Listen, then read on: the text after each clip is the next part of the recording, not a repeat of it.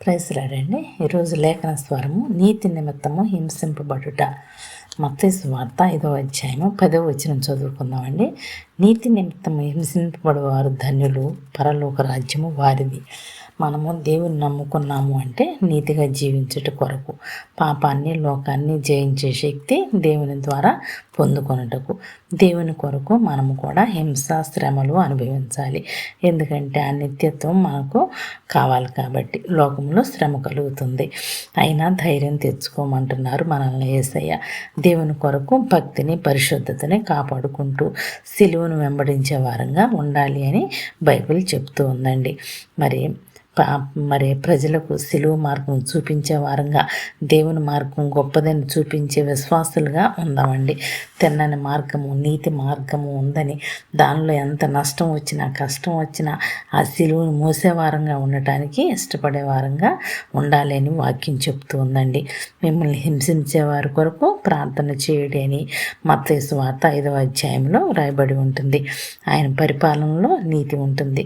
క్రీస్తు యొక్క రాజ్యంలో వారసులు అవ్వాలంటే నీతిగా ఉండి, న్యాయంగా ఉండి, యథార్థతను వెంబడించే వారంగా ఉండమని దేవుడు చెప్తూ ఉన్నారండి. సిలువను గూర్చిన వార్త ప్రకటించే వారంగా, సిలువలో క్షమాపణ కనపడుతూ ఉందని గుర్తెరిగే వారంగా ఉందాం.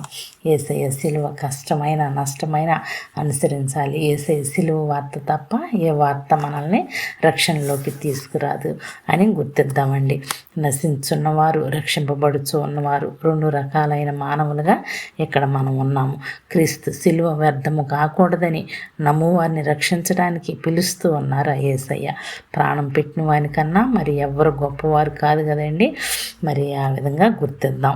దేవుని యొక్క సిలువ శక్తిని అనుభవించకుండా నశించిపోతూ ఉన్నారు కొందరు. రక్షింపబడి ఉన్న పాపికి దేవుని శక్తి అయి ఉన్నది ఆ సిలువ అని వాక్యం చెప్తూ ఉంది.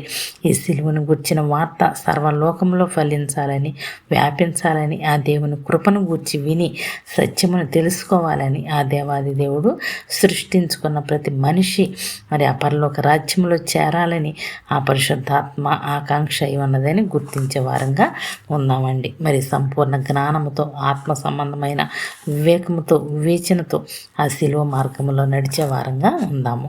ఆయన మనల్ని అంధకార సంబంధమైన అధికారంలో నుండి విడుదల చేసి తన రాజ్య నివాసులుగా మరి చేశారు. ఆ నిరీక్షణతో కొనసాగే వారంగా ఉన్నాం. ఈ సువార్త వలన కలుగు నిరీక్షణ నుండి తొలగిపోవద్దని, విశ్వాసమందు నిలిచి ఉండిన ఎడల మనకు మేలు అని వాక్యం చెప్తూ ఉందండి. అందుకే దశలోనికీయులకు రాసిన పత్రిక 1వ అధ్యాయము 5వ వచనములో ఉంటుంది.